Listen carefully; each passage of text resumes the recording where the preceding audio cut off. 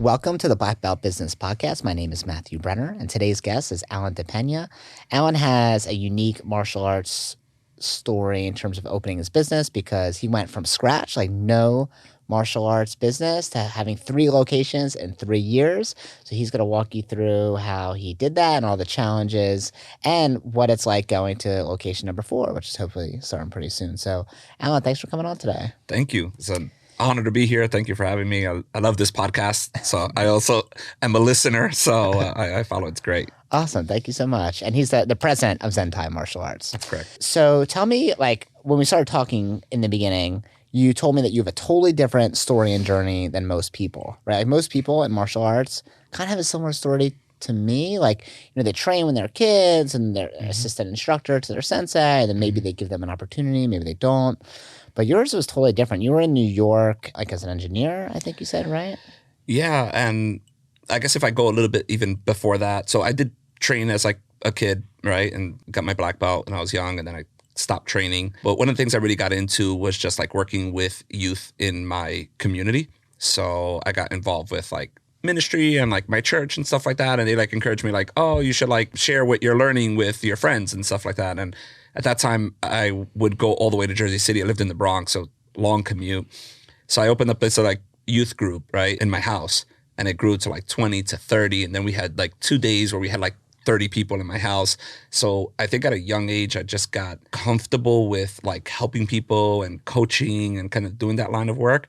And really became like personally, I guess, satisfying when you were able to like, I remember this one situation I had, a girl who had tried to commit suicide and, took a bunch of pills, passed out. This is like a friend. Like, who is this person? How you associate? So it was, I guess, a person from our same school. It wasn't even in my same circle, but through friends of friends, they invited her to my house. And we would just have like, I guess, character development type talks, right? And you were doing this for free Yeah, it was, I mean, I was like 13 years old, right? Okay. Like, so I didn't know anything, right? Or my impression, right? At that time was like, I can't do this. I don't even know anything. And like my mentor was just like, just do it. And like, here's these curriculums, just like talk to people and post these things. And I just did. And I was always like super impressed anytime someone knew a little bit of what I was going to talk about. And I'm like, oh my God, you must know more than me. And they would just like quote something like really famous or something like really popular, like life lesson that maybe their parents taught them. For me, it was the biggest deal in the world because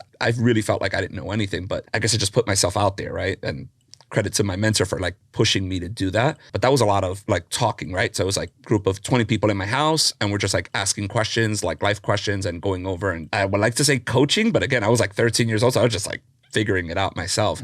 But I think that created that environment where people would share. So this one girl, she had tried to commit suicide. She came to our event then afterwards and we just had a good conversation. And I think because of that, and not that I was any kind of therapist or again knew anything, but I think just being empathetic, just being present for her just made such a difference in her life, right? And got her out of that funk, right? Was she older than you? No, she was around the same age. Oh my God. Yeah, 13, 14 years old. And, obviously I think back now, like if I wasn't there, who would have been there, right? Like she went to this like hangout, for lack of a better word, right? With a bunch of other teenagers and found something there that would lead her away from that and find value in her life. So I think from there, it kind of like stemmed. It was just like, wow, I feel good about this, right? Like hosting these things. And I kind of discovered that I could do a lot more than I thought I could, right? By just putting myself out there.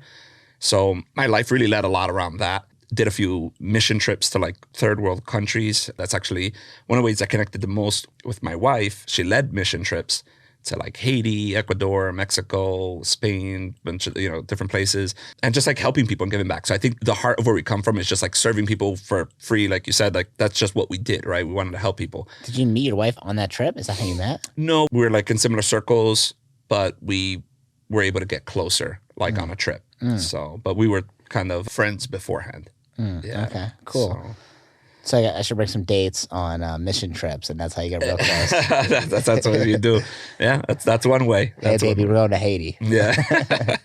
Cool. Yeah, I did that. Then like you were saying, I was working in New York, worked on Wall Street, worked in information technology. Then I worked for like an automation company that did like artificial intelligence work. I was operations manager there, managed like 200 plus people globally, 13 different countries. So that was my thing. And I was very happy there. It wasn't like most people that are like, oh, I hate my job. This is terrible. I want to be my own boss and no, I was very happy with what I was doing. But on the side, I would still work a lot with youth and like coaching people. And that was kind of like just my passion, right? I think just my life, right? Like that's what I did. And then when I had my kids, they started, wanted them to do martial arts because I did martial arts when I was a kid. I'm like, oh, this is like, good for you to do and like do it. And then I started training myself. I'm like, oh, I might as well, go start hitting bags and doing it. So I kind of started getting involved myself. And then basically one day my instructor was like, hey, I'm going on vacation and like, would you mind like covering classes for me? And I'm like, sure, I could cover a couple classes. He's like, all right, That's cool. how it always starts in the industry. Hey, do you mind covering a couple classes? I'm going to Disney World with my family.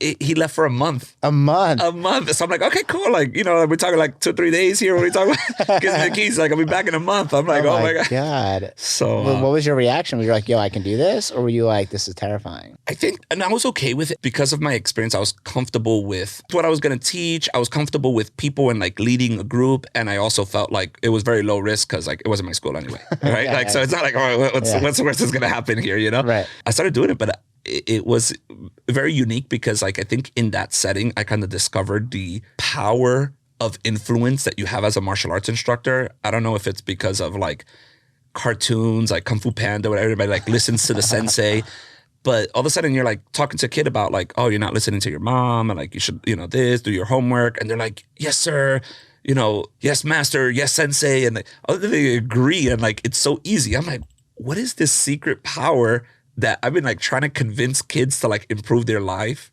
all my life, right? Like working with them. And it's like, oh yeah, of course you're going to say that. You're going to listen to you probably spoke to my mom. But if you come as a martial arts instructor, then they listen to you. I'm like, so I think I discovered that. And I was like, this is really cool. I need to do more of this. I think I'm in the wrong thing. It's like a superhero in like a weird pajamas. Yeah, exactly. So it's like all of a sudden you just put it on you, right? It's like, oh, now you listen to me? Okay. Yeah, that's what I always tell whenever we have teachers that we're trying to show them what a career in martial arts could look like. I'm like, listen, you already love kids. You already love teaching.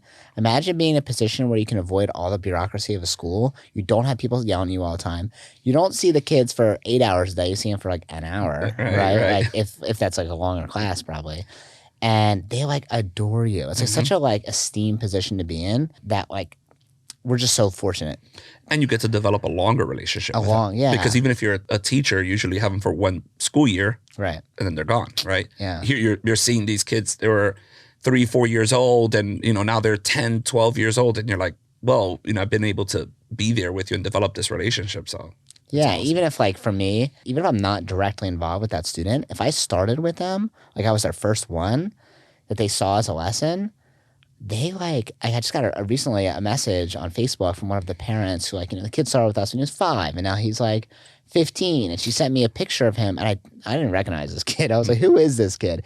And she was like, hey, I just want to send you a picture and thank you so much for all the times we talk about you guys all the time. And like, listen, did I teach this kid I was a part of his journey in the beginning? Yes. But after a while I kind of stepped back and there was other people teaching. So it wasn't really a big part of his journey in the second half, but it just shows the impact that martial arts teachers make. Yeah, it's incredible. That's when it kind of clicked for me. And I was like, well, I've been doing this through the wrong channel. And so I'm like, wow, we've been doing this through the wrong channel. Like this secret way that I just discovered of like through martial arts, it's so much more powerful. I have so much more leverage. So anyway, we kind of like, I kept doing my job, in New York, and then kind of kicked around the idea with my wife. I said, what do you think about starting martial arts school and think we could really make an impact and, change lives. And then I was like, I looked at the numbers. I was more like a business person. I'm like, I don't know if like it's going to be worth it. Like, but why would you even think about that? Like you have a job, you like it. Yeah, you're running another martial arts school for a month while someone else is away. But what would make you even consider, oh, maybe I'll do this as a full-time thing? Well, I didn't think about it as a full-time thing. I think I thought about it as a part-time thing. at first. Haha, little did I know, like how busy it Joke's gets, on you. right? Because again, this is like what we would do anyway, right? Like after work, I would go and like teach youth groups and stuff like that, like through like church or whatever, right? But the main point was like to impact these kids' lives positively. And then I just found like this is a way that I can have a bigger impact on more children faster and deeper. So I was like, this just makes sense with what we do. Yeah, we started looking, but then I don't want to like lose money, right? So I'm like, I don't want to open up this place. I got to pay rent and the lease just to like, like what do we do here? And my wife was a teacher, so she said, we should really do like an after school program. Funny thing, because everyone thought it was brilliant that we saw this. Wow, martial arts school with an after school program. Why isn't anyone else doing this? It's brilliant. And we're like, I don't know. No one never thought of this idea. Like, again, joke's on us, because then there's like all these martial arts schools in the industry teaching martial arts, but just no one happened to be doing it in our area. So for us, it was like, we thought we invented sliced bread, right? And it kicked off, but it helped us. And after school program did well. Martial arts did well. We leased a place.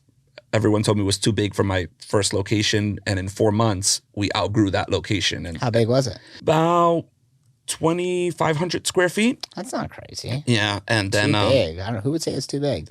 people who have smaller schools for a longer time. Got it. People who you shouldn't be taking advice from, essentially. So we took, then a law firm left that was right next to us. So we kind of expanded there, took that over. 4 months after that, we were signing the lease for our building where we are still there. And it's a 7,200 square feet building, four stories. That's huge. So four stories? Yeah. So it's kind of 4 stories, like 4 like fake stories, like loft kind of style, Okay. right? So it's like half this way, half half and half, but yeah, it's like 4 levels. So What do you guys use the extra levels for? summer camps, after school program, and then the martial arts. And then we have like 1 floor, it's just like the lobby. Right. So it's pretty cool. So 1 floor is lobby, other 3 floors are like training areas or Right. Okay. So it's pretty neat because people walk in and they're like, is this like a martial arts school? Because all you see is like a really nice lobby. Yeah. You don't see, they're like, where are the mats? Okay. You went from 0 schools to 3 schools like pretty quickly. So you opened up your one. You said in 4 months you moved to a new space. Well, 4 months we took over the space that was next to us, so we kind of combined them both. And then 4 months after that, we were negotiating the lease for this bigger 7,200 square foot. But we actually physically moved in, I think, exactly 12 months after we opened. Okay. And then how did you end up going from 1 to 3? How did, like, most people, like, they want to develop their school for 3 years, 5 years, and then eventually they'll have someone to move on. So even me, like, I am, like, somewhat courageous and bold, like, in my business ventures, but, like, that is, especially from scratch to that, is super impressive. It's a good question. So I feel like, one, my wife and I have a lot of experience delegating work. She was deputy mayor of our town. Again, I worked in operations, led team over 200 people, 13 different countries. So I think where a lot of people struggle, like, do I have to let go of this? But they're going to make a mistake. And what if they don't do it as good? Like, I was completely comfortable with that. Like, I know you're not going to do it as, it sounds cocky, but like as good as I would do it, right? And no one feels like someone else is going to do it as good as they can. Because like, I know exactly what I want. But I was okay with that. I'm like, yeah, I know you're going to mess up. And I'm okay. And then I'm going to coach you and we're going to get better and we're going to improve. So I was comfortable with that. So I think that's the first thing, right? Being comfortable letting go. And then you're just like, looking for people, training people, building them up. And then we, came across opportunity. We had someone that was at the time we thought would be really great to take over. And it helped us a lot because it did get me off the mats. Ended up, hurting us a little like later on, but, it helped us get to the next stage. Once I was off the mat, then it was a lot easier because I was completely not then in the school. My wife was not in the front desk. We hired someone to do that. And we really got to step back and just focus on developing leadership teams, looking for other opportunities. And then that's how 2 and 3 came about. So when you went from 1 to 2, you said that eventually someone hurt you or that person. So what happened there? So we went from 1 to 3 pretty quickly. Because you had extra instructors? You had a lot of people like raising their hand, like, hey, I want to do this? Like, how'd that happen? Funny enough, and it was in like 2020. So in 2020, you had people raising their hand to start a martial arts school from your school. Or did you find them? Like, how did that? So maybe then the jokes around me and just people were trying to get out and like I was just going in, right? So so 2 things. First was someone that I knew that wanted to just get out of their school. Wasn't going good. Okay. Right. That was actually just before 2020, like tail end of 2019. Okay. So we kind of took it over 2020 and then like like as soon as we got the keys, like we shut it down. Yeah. It's like great, you know. Yeah. So, but we were able to sustain the rent there.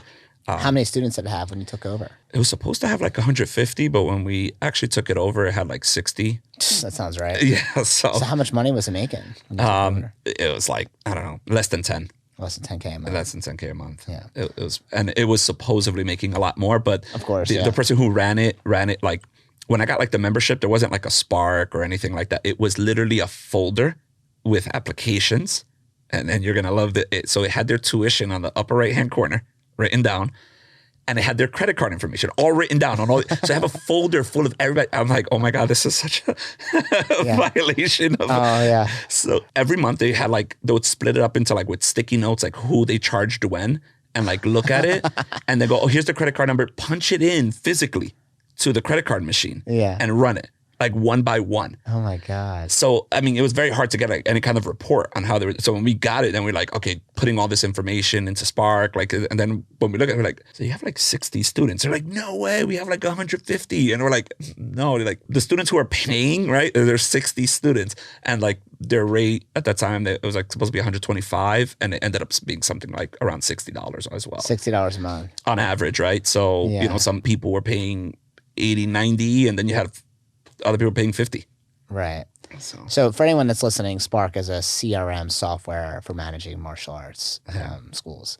So when you took that over, did you buy it or they just handed it to you? How did that transition work? Interesting story. So the deal we made, the person ran a really good like fitness kickboxing class, which I wanted nothing to do with. So I was like, okay, how does that do for you? And he's like, oh, it does really well. Like he makes the majority of his income from that.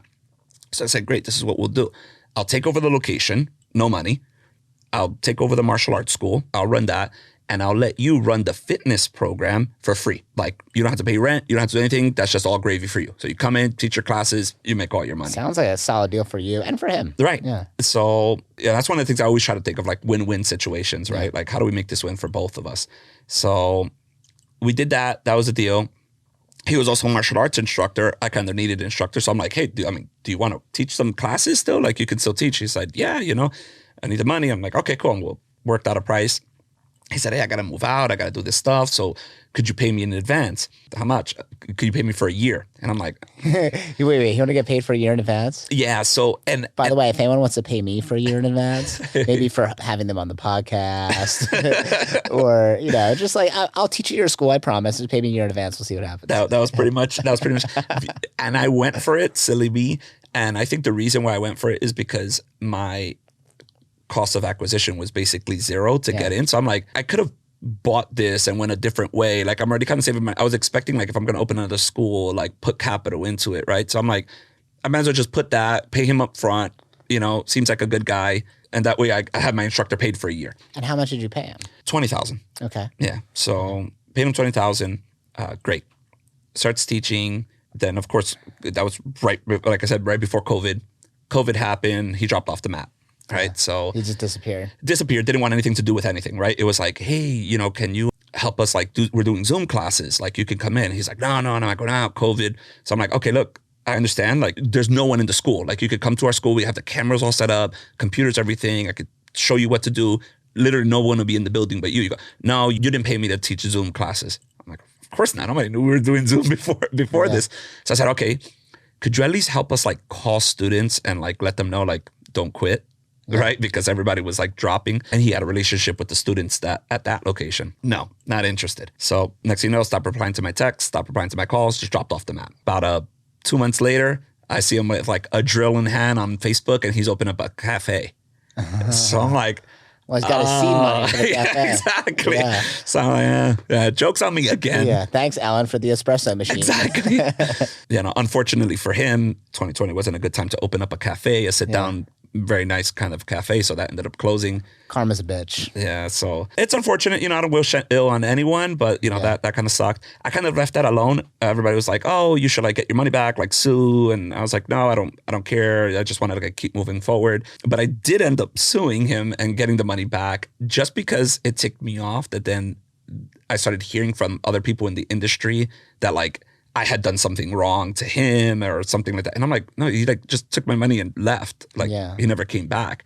So you won in court? Like you won your money back? Yeah, yeah. Damn. How was that process? Was that well, I had a conversation with one person, one other martial arts school owner, and I was like, well, no, he just like took my money and like he just ran. I'm just whatever, you know?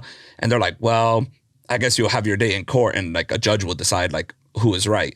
And I'm like, are you kidding me? I'm like, you know what? Screw it. I will let a judge decide. So I called my lawyer and I said, listen, I don't want anything to do with this. I don't want a distraction. If I have to go to court, if I got to go testify, I'm not interested. Here's my paperwork. If you're telling me it's a slam dunk, everything's clear as day, then fine, go for it. If it's not, if it's any kind of complicated, I don't want anything to do with it. He's like, all right, send me the stuff. He looks over my paperwork, calls me back, you know, kind of upset. And he's like, who the hell wrote these contracts? You know, this thing is like so bad. And I was like, he's thinking like a lawyer. I was like, oh, it was me. Yeah. I wrote it up myself. He was like, don't ever do that again. This is like terrible. And I'm like, so like, do we like not have a case? He's like, no, of course you have a case. You gave him checks and like you wrote right on it. Like this is salary for like the year. And like literally I have a really bad contract and like checks that say I'm paying you for the year. Like it's such a simple case. So we went in, won the case. I think he pays me something every month still to this day. Wow. How long ago is that? Oh, this is like 2020. So yeah, 2020. So maybe that happened like 21. So every time you get a check, you're like, oh, this is nice. Like money that like found money. You almost think you didn't have.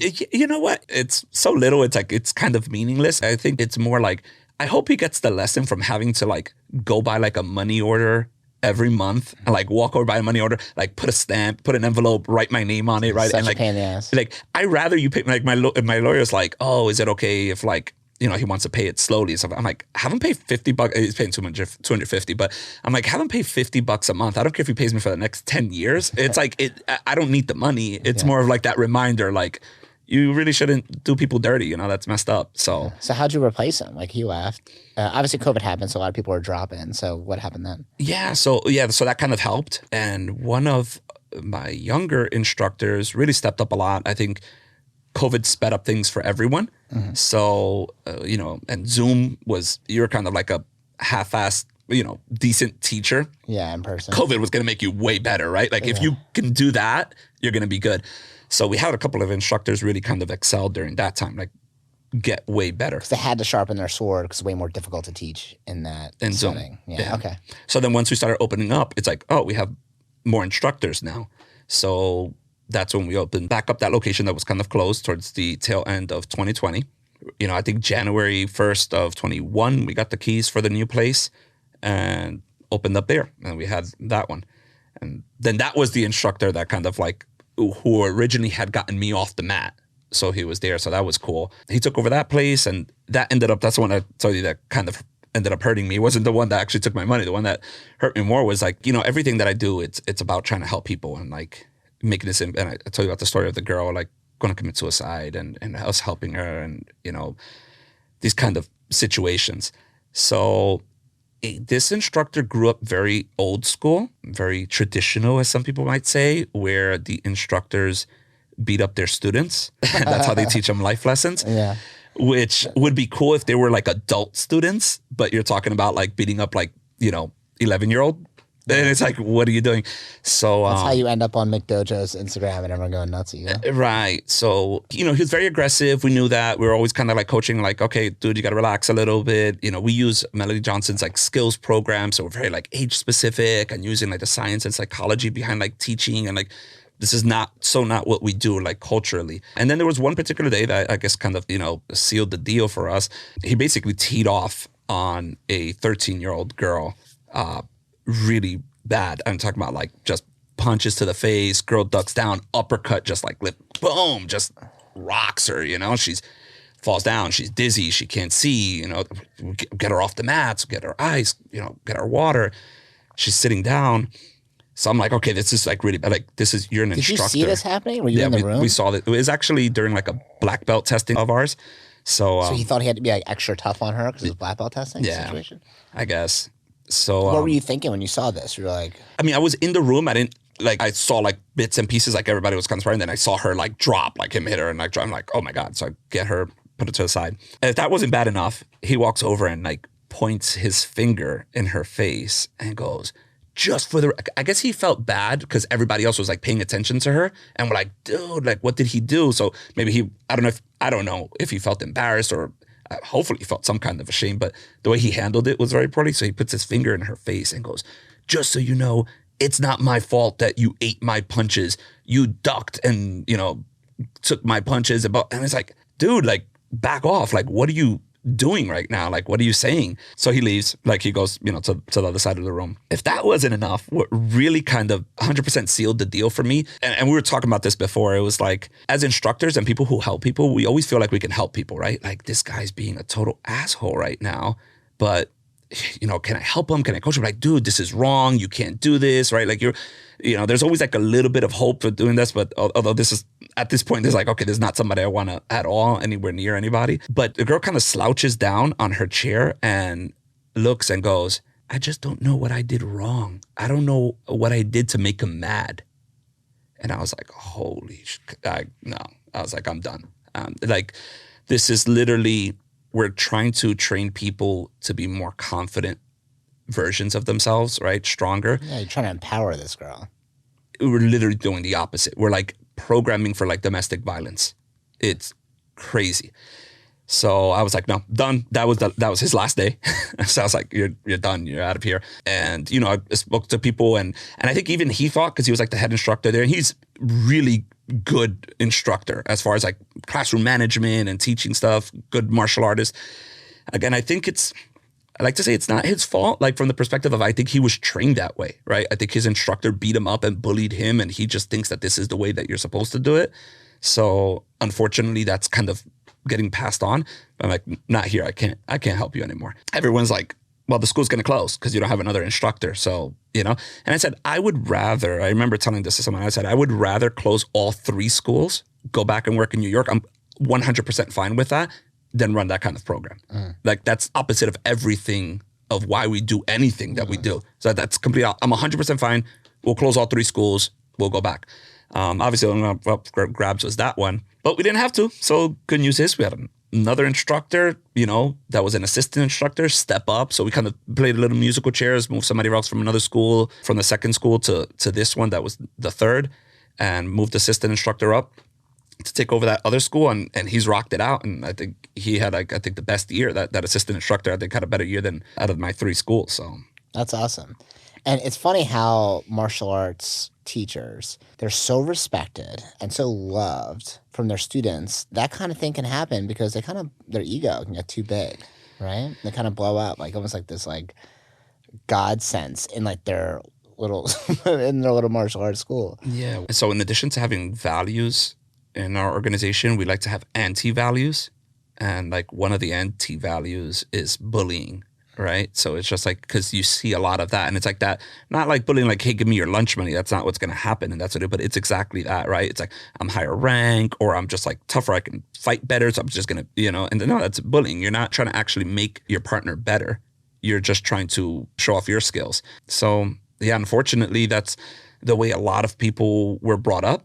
And some people just haven't had the know-how to adjust that and to grow from that. Go, okay, this is wrong. That person hurt me by doing this. I'm not going to do that to the next generation. Yeah. Well, unfortunately, that's like common in general with any abuse, right? It's like a cyclical. Like you get abused and you abuse someone else, and they've been abused. They abuse someone else. It's hard to get out of that. Yeah. But I think that's what's brave of you. I mean, I guess honestly, like in that situation, is pretty obvious what to do. You got to cut this person out. But if he's like your head instructor, like I think some people would probably keep him, like, or say, oh, I'm going to help him, or just try to deal with the situation. But I think it was good foresight. Like sometimes you got to prune the tree to grow the tree, right? And that's essentially what you did. And we've had instructors in the past plenty of times where like they were good for a while, but then eventually like the relationship sours, or they start doing weird things or getting ahead of themselves, and it's always scary to let them go. But when we do, like usually it's a couple weeks or months of like transition that kind of sucks, but it's way better afterwards. It's a different culture, different feeling, and it's always better. It's when we had a couple conversations about him being too aggressive, like this is not going to work beforehand. Unfortunately, we took too long. He knew, I would say, how to tug at my heart from a person who likes to pour into people and develop people.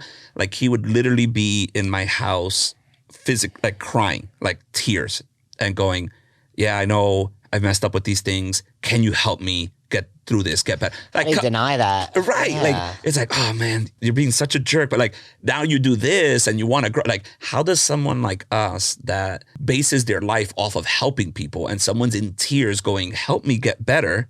How do you say, well, no, I can't help you? So that kind of kept him on board with us for like a few months longer. But then again, that just, when that girl said that, I was like, okay, then you know what? Then it's my fault. I failed. I cannot help you. Like, I tried to get you out of this mentality.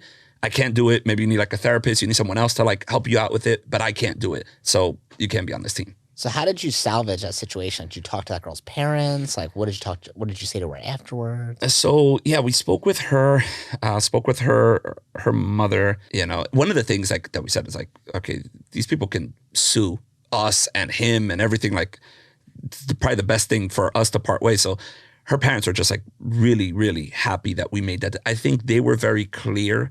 She was already a black belt, so she was going to, like, they had been with our school for a while. So already loved you and had a lot of rapport. But I think they understood the decision that I made to let him go and really, really respected that. Like, after that happened, like, same day we let him go, and they're like, you're awesome, right? Like, they're like, we respect that for you doing that. So we still have a great relationship with her and the family and stuff like that. She's not training. She's an avid soccer player, but her younger brother trains with us. So yeah, it's awesome. So, and after, of course, we let him go, everybody comes out of the woodwork. We get like parents going, oh, thank God you let him go. He was like so aggressive. I found out a 12-year-old girl stopped attending, canceled their membership. And, we got to speak with the mother after we let him go. She started having panic attacks when she saw this instructor. She would see this instructor have a panic attack. Of course, no one ever told us. No one ever does, right? It's like, now they tell us. So we got them help and she got therapy and she's back in training. That girl actually came back to the school and started training again and she's doing great. So super proud of her. Amazing, amazing. But you hear this afterwards. Actually, just this week, heard from someone else, another fellow martial arts instructor that's a friend of mine. He told me, he's like, oh yeah, I got one of your students that said they used to train there a couple years ago, but they left because like the instructor was too aggressive. I was like, no. I was like, was it this instructor? They're like, yes. I'm like, could you please tell them that we fired him and that's not like what we do? Like, as soon as we knew about it, we did fire him. So well, that's great that obviously it sucks they went to a different school, but it's great that they still got involved in martial arts again because that could turn them off forever. Yes. Right? Yeah, absolutely. So now you're at school 3. I know we talked about before we started recording potential location number 4. So tell me, like, you're obviously having a lot of growth and you're very bold in your movement. Like, you're not just like, I'm going to sit here for 30 years and maybe I'll give someone else an opportunity. You're like, all right, you're always looking for opportunity, right? Yeah.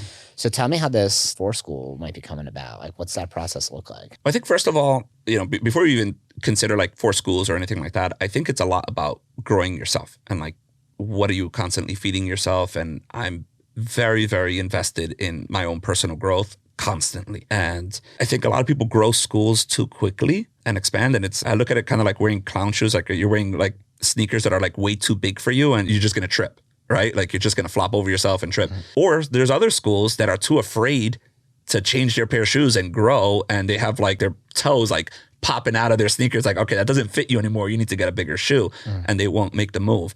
So I think it's about your own personal growth, recognizing where you are, and you're ready to put on a new, pair of sneakers that actually fit you.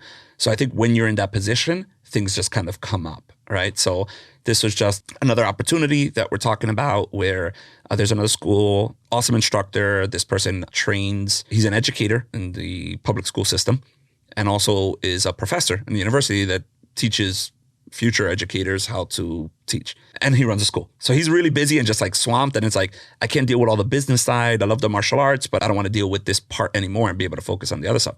So I said, well, we can help you there. So we're basically sorting out a deal where we're going to take it over and he'll still stay involved and to some degree and continue rocking that out. So that just kind of, I think those opportunities come up like everything else, right? When you're ready for it. Like if you're ready, it's going to come up and you're going to be prepared to take on that opportunity. Yeah, and I think what you said about your business can't outgrow like your own like leadership level, your own self, right? Like John Maxwell talks about this in the 21 Irrefutable Laws of Leadership. Have you read that? Absolutely. Yeah, we use that to train our instructors. So we go like step by step. So you don't have that 21 Irrefutable Laws of Leadership by John Maxwell. It's awesome. You can get like worksheets that come along with it, and you can each week with your staff and your team, you can go through each law and how to apply it in the martial arts school. It's super good. But one of the things he talks about is the law of the lid. And the law of the lid is like you can only lead people that are past, or you can only lead people that are below you in your leadership level, right? So if you're a leadership level, let's say is number 7, you could lead anyone who's a 7 or below, right? But you can't lead 8 or 9 or 10. So you have to always advance your leadership level in order to get people to a better leadership level themselves, right? It's like martial arts, right? Like your rank, like you're going to rank up to your rank, like you can't rank past that. It's exactly that. You need to continue growing to be able to have other people. And if your personal life is screwed up, it's going to be very difficult to make your business life screwed up or, on track. We always say it's all one life. You don't have a professional life and a personal life. You have one life and you're just doing things at different times, right? And if your personal life is not in order, then your business is not going to be in order. Yeah, 100%. So we're at location number 4. And I think the most important thing is, like you said, like you need to have opportunity for people, and it needs to come out of like the goodness of your heart that you want. That A, you have the ability to grow, but B, like you want to be able to help more people achieve like their goals, right? So is there any part of you or maybe your wife, like any hesitation, like, hey, maybe we're growing too fast, or maybe we're outgrowing those shoes, or we should do something else? We've thought about, doing other things, but I think, it's like you said, it's like the way we're thinking is mainly helping people. Right. So before I used to focus on the students, like the kids, and coaching them and developing them. Now it's like coaching my team and developing them. And then that just keeps growing. So they need to go to the next level. They need to continue growing. And I almost feel like I owe it to them and my students to continue creating those opportunities. I think for some reason I'm either good at it or I've gotten lucky at it, but at creating opportunities where people can. And I would create, going back to New York, I would get people jobs all the time, right? And even if they didn't really know how to do that job, like they weren't like the most prepared, I was like, we're going to put you on and don't worry, I'm going to teach you this. I'm going to help you out here. And then they would get it and they would do well. So kind of trying to create those opportunities for people. But in that environment, you can't control, like if they still get a supervisor that's a jerk to them or something like that, right? You're not controlling the whole culture of the company that you got them in. In this case, you get to create a culture, an environment that is, that people want to work in.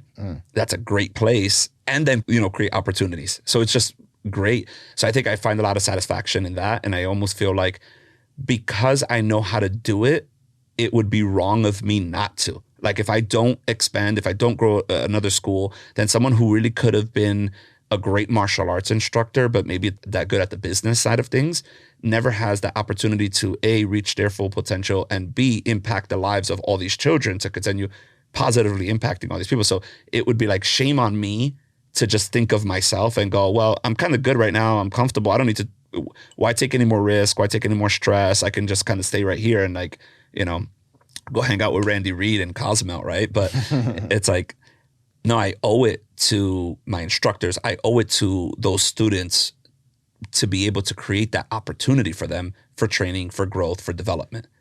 Yeah, and I think if you have a skill set, it's like almost like a moral obligation to see the potential. Yeah. Like I always think my biggest fear is, and this is like common, is that like, you're on your deathbed and you're like, oh, I could have done more. Yeah. I could have, seen my family more. I could have developed my business more. But, I was scared or nervous. Like I got this from Alex Hormozy. He talks about how when you die, people care and they're upset for a couple months, right? But then what happens? Everyone moves on. Life goes on. No one really cares after that. You might have family that mourn for a year, remember you on anniversaries and stuff. But no one really gives a shit. Right. Like only the closest people to you, and that's only for short amount of time. They got to move on with their life. Mm-hmm. So like the idea of not doing something because you feel like you can't, or you feel like you'll be ridiculed online.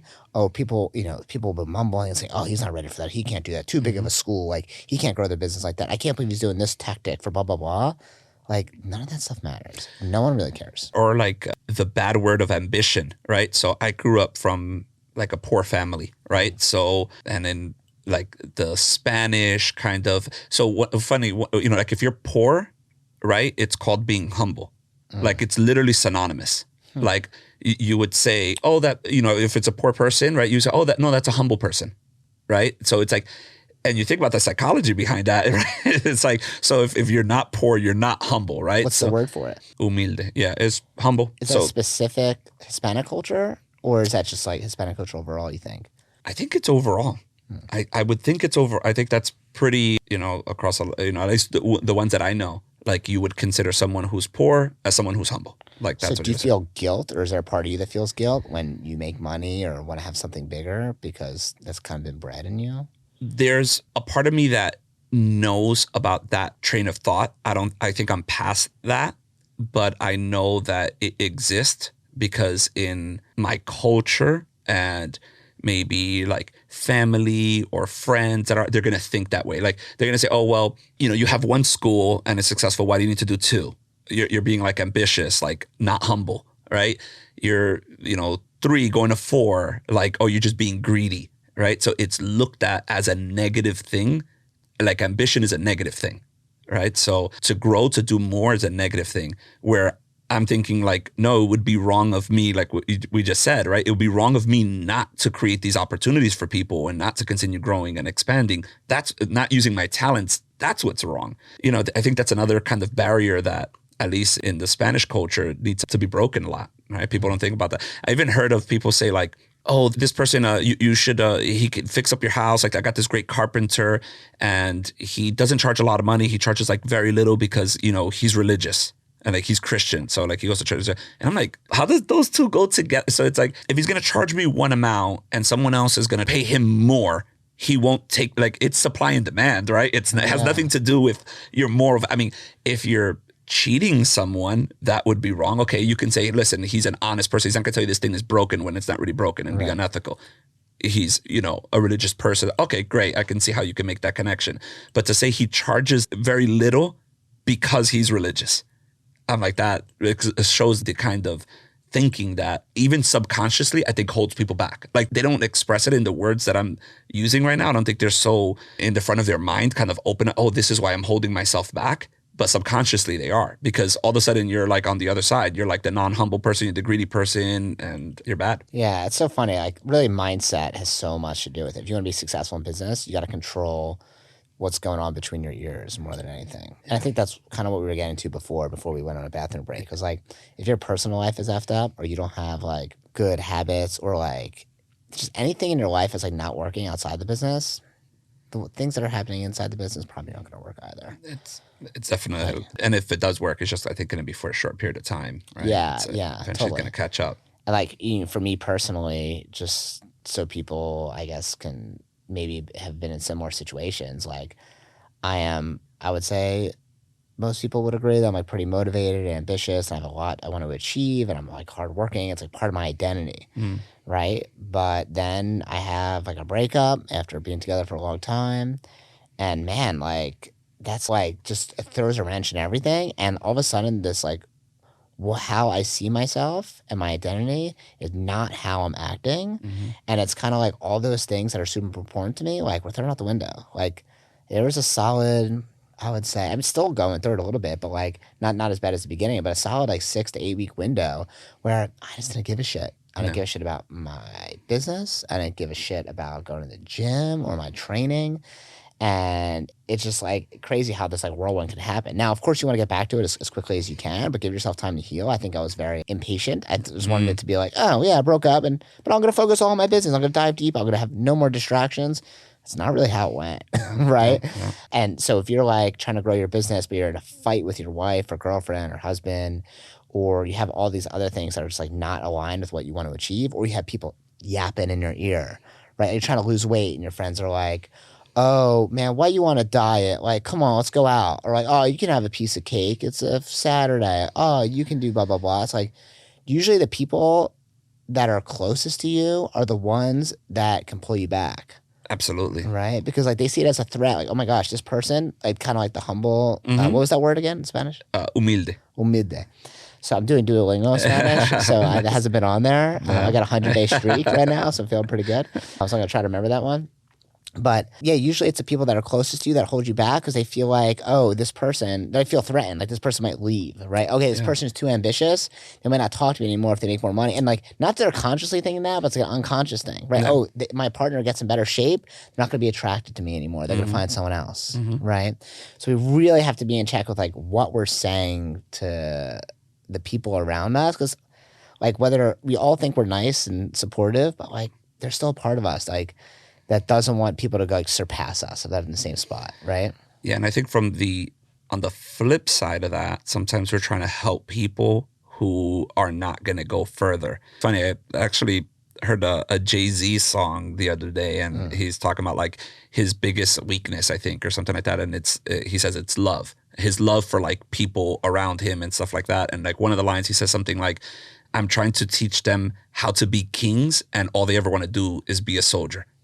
So it's like you have these people that are like soldier marching on, and you're like, hey, I'm trying to teach you like so you can level up and go to this. I'm trying to get you here, and they just go back and they're like, well, I'm just a soldier and it's gonna do this and do the same thing, and it's hard, I think, for us because especially when you have friends that you care about, people that are close to you that you care about, and you put in the work to level up and to grow, and you're trying to show them like, hey, you can do this too. It's like the opposite of the hate, right? Like you want to see other people succeed as well, and they're just not there. They're just like, no, I'm fine here. And then what ends up happening is that they'll try to hold you back, and not because they want to, right? Because they're believing the things they're saying, yeah, right? And not because they want to. Also, if they haven't grown, they can't see it, right? Just like, when I opened up my first martial arts school, and they're like, well, that's too big. And it's like, well, of course it's too big for you, right? Yeah. But, if I would have spoken with you, you would have been like, well, yeah, that's totally cool, like no big deal. For me, I was already thinking, oh, wow, I'm taking this big leap because the people who I had in my ear were telling me that's going to be too big. So I'm like pushing the boundaries here. Yeah, if you have a conversation with someone else, it's like, okay, yeah, that's cool. Or yeah, maybe that's too small. Do you want to do a little, bigger? Do you want to go over here? And I had a conversation with a friend the other day, and she wants to buy a house. And her family, recently moved to another state. I won't give too many details. And it was like, oh, you can't buy a house. It's going to be hard to, buy one in Jersey, in this area. It's too expensive. But they don't own a house here. So it's like, if you don't, then like they're not kind of like in the best position to give that advice. Of course, it's going to be hard for you to do because you haven't done it. But if you have, and you have like real estate investments, you can look at that person and be like, oh yeah, sure. There's like, I can give you a plan. Like, this is what you got to do. And in a couple of years you buy a house. Like, no big deal at all. And it's like, really? You think so? It's like, yeah, like, no, I know so. Like, you can 100% do it. It's not hard. Like, here are the steps. So it's so clear to one, it's unclear to another. And it's not their fault. They just haven't seen it, right? Like, I don't know, if I was in a room talking with like, Elon Musk, he'll probably be saying stuff. I'm like, that won't work. How is that ever gonna? I wouldn't be able to see it because I'm not at his level. World internet through a satellite. I'd be like, what the hell? What are you talking about? Like, I teach karate. Like, exactly. I'm just a soldier. So we're all at different levels. It's not a knock on anyone, right? Like if you just need to know personally that you need to be careful who you're listening to and question, okay, are they at the level where I want to be? If not, it's not that they're trying to be bad. It's not that they're trying to hold me back like in any kind of malicious way.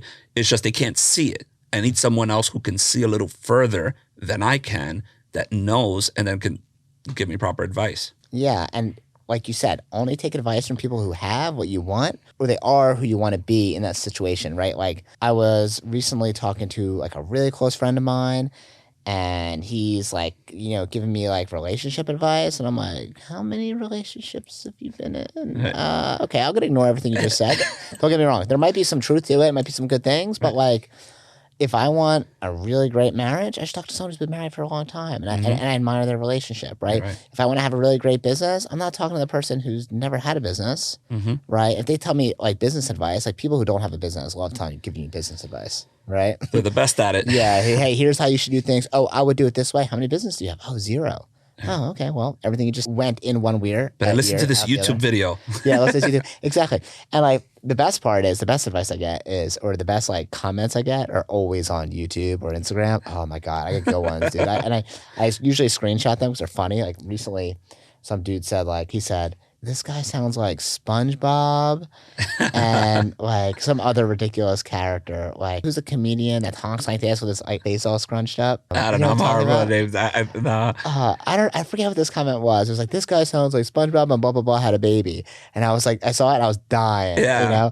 And people would be like, "Yo, if I sound like that, I'd kill myself." Like Yeah. people literally say the craziest shit, Yeah. or like, yeah, they just say nuts. But I'm like, I'm not taking advice or gonna change what I do from a YouTube comment, right? And I think one of the things of like leadership, you always think about leading people and people following you. But I think of leadership as solving problems, right? So whoever can solve the biggest problem is in charge, right? Like if we're all trapped in this room and there's like a fire and we're like stuck in here, like whichever one of us figures out a way out, like, oh, I have an idea, we could get out the ceiling here. Like that person's now the leader, right? Like you have the solution to our problem. So I think as you level up, you're focused on bigger problems, right? So you should be trying to find a bigger problem. So that's like a very small, if you could even consider it a problem, right? Like, oh, these people are saying these mean things. And, or someone cut me off on the road. Like if that's the biggest problem that you have in your day, the fact that this person cut you off on the road, you need bigger problems. Right? You need to go find. You're never going to get out of problems, right? It's not like, oh, I've reached this level of success, I now have no problems. No, you actually have bigger problems. You're just better at dealing with them, right? So, and in fact, I would say you seek those problems, right? It's like, I want to find a bigger problem to solve. Like, this is cool. I solved this problem. All right, these problems are easy. How do I solve the problem now of running 4 schools instead of 3? How is that going to be different? I'm excited about that, right? That's going to be a challenge. There are going to be things that are going to come up that I don't know about yet.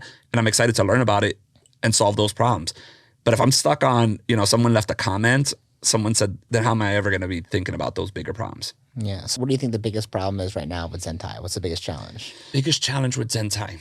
So my biggest focus point right now is continuing developing people to take a more of a leadership role, getting their buy-in. Do they own any of the school, or you own 100% of it and they? I own 100. Okay. Yeah. From every level, right? Just kind of having that, I want to grow and be more committed at what we're doing. And I think casting that wider net to get more people interested. And I think that's something that, honestly, I think in the industry, Action Karate does the best, right? At just recruiting people from what I would say, like the sidelines, right? Like parents and stuff like that. Like, hey, this is really cool. Get certified as an instructor, whether or not you instruct later, right? I mean, maybe just get certified. And then from that, you expand your pool of people that would be interested, and it kind of grows from there.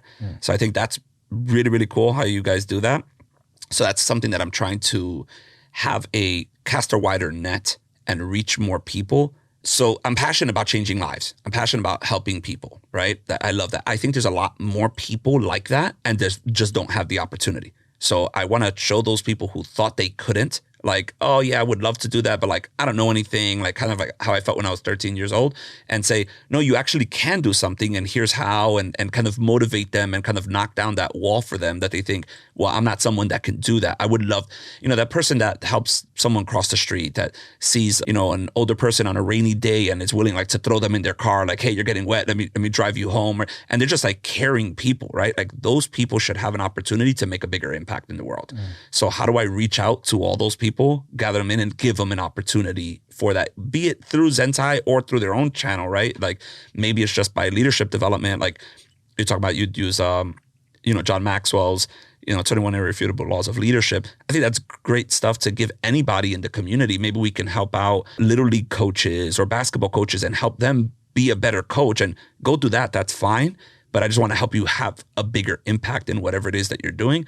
I think inevitably some people are going to be like, well, can I work at Zentai? And then that'll help our organization grow too. But it's just about helping people in general, just kind of be better versions and kind of tap back into that care and that passion about helping people and do more of that. I think there's a lot more people in the world that, people are so cynical, right? They're like, oh, people don't care. Nobody cares. Everybody's mean. I think those people just stand out. And I think we need to give the people who do care a platform and give them the tools to be able to, feel comfortable leading and making a difference. Very cool. And I think exactly what you said, like giving people opportunity that sometimes they don't know it even exists. Like we have an instructor who I had to add up online, and he's a black belt, runs another school. He was teaching most of the classes. He was making $500 a month, working another job at like PetSmart. And I already hired an instructor, like full time. I didn't need him at all. Zero. Okay. But like after I had the other instructor, I kept on thinking about him. I'm like, man, he's like so like passionate. You know, he's a little rough around the edges. He's not as like polished as our instructors are Mm-hmm. because he was at a school. It's like small time. You know, the guy has been teaching there forever and like not really much room for growth, and not he doesn't get a lot of training there, not a lot of instructor training. And I called him and I was like, hey, listen, this is not a good offer. I'm just telling you that I think like you have a lot of potential, but I don't need you. I already hired someone for the position. Mm-hmm. Okay. But I would like to find a way to have you on board. And if we can find a way to make that work, great. You're not going to be paid like the way I want you to be paid Mm-hmm. because I just don't have an opening. Mm-hmm. Right. And he's like, I'm like, how much you making now? He's like 500. And I was like, you're only making $500 a month? He's like, yeah. And I'm like, okay, I figured out the budget, figured out how I'm going to move people's hours around. I'm like, okay, I can give you $1,500 a month. Mm-hmm. Now, like, that is not how much we pay people. Like, that's ridiculous. Mm-hmm. If you want to do it, great. If not, totally okay. You know, you just have to really be here for classes, do a couple things during off hours, but you know, you don't have to be like at the same, I guess, responsibilities full time. But if you put your energy and effort into it and you become so polished that I literally can't live without you, then we'll happily hire you and find a spot for you. Right? We just passed like the year mark with him. And he's going to be like someone else moves, so you know, someone else like quit. And we move some people around. I'm like, all right, man, you ready to be a head instructor? And he's like, I saw his face turn. I'm like, yeah, you know, now he's going to be making between $4,000 and $6,000 a month. Right. And like, you know, he's literally like tripling his income. And he's just like, holy crap. Like and he's a different instructor from when he first started, like not even close. Like I made him send me videos before I even do interviews. I say, hey, take a video of you teaching class and send it to me. And I watched it and I was like, you know, just okay. And if you watch him teach class now, he's like a different person. Yeah. And it's just so cool to see that. You know, there's two perspectives, right? Someone will say like, oh, you know, Matt's just trying to grow his business and like take advantage of this person, hire him for really cheap. And then like, you know, if he becomes good, like you can make a whole negative story around that, right? Yeah, or like, totally. How wrong would it have been to not give that person that opportunity, to not help him get better, to not help the students that he's now helping, right? Having that impact. Like that would have been wrong if you were just like, oh no, let me hold back and not because I don't need an instructor. So that's you giving, right? I just think that's awesome. Yeah, and I genuinely felt bad. Like I was like, I don't want to pay someone that. Like, you know, like that's not even like respectable. Right? Now for him, he was already tripling. He was tripling, yeah. And now he's tripling it again, right? Yeah. So for him, it was great, but like I don't feel pride in that. Like I feel pride in paying my people well. Yeah. Like I want my people to be like, oh, I make this much. Like we're at a martial arts convention and they're talking to another person who's like, you know, on the team, an instructor somewhere else, and they're like, wait, you make that much? Like, I want them to like be like almost like show off a little bit. You know, I want them to be prideful, like in their position and their benefits. You know, we give everyone retirement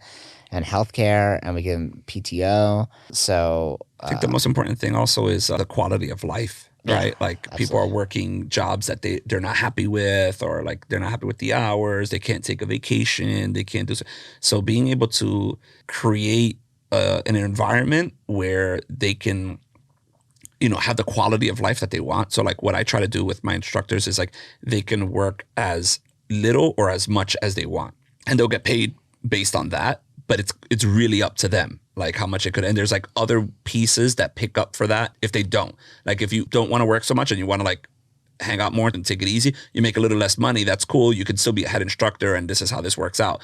Or you can go, hey, I want to like make more money and I'm ready to put into work. Okay, so work full-time, do this stuff, and you make a lot more money. But you have that control to almost like a dial to be able to put that in. I think that's pretty neat. Yeah. Well, thank you so much for coming on here. And if someone wanted to contact you, like, yeah, Alan Depena is cool, president of Zen Martial Arts, how do I find him? Well, they can find me on Facebook, Instagram. My Instagram is just my last name, Depena, and Alan Depena at Facebook. That's the best place.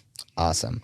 Well, thank you so much for listening. My name is Matthew Brenner. If you are interested in growing your martial arts school, you want to learn how to scale your business without ads through organic marketing strategies, call that the Triangle Codex. You can reach me on Instagram at blackbeltbrenner1 or send me an email, matthew@doubleyourdojo. You have to be outside of our territories, of our schools that we run in order to be eligible. Now, if you want to be a part of a bigger bigger organization and you see yourself opening up a martial arts school or maybe joining a bigger organization, you could also reach out to me personally. That'll be separate from Double Your Dojo. And yeah, we can help you out with that. So thank you so much for listening and have a great day. Bye, guys.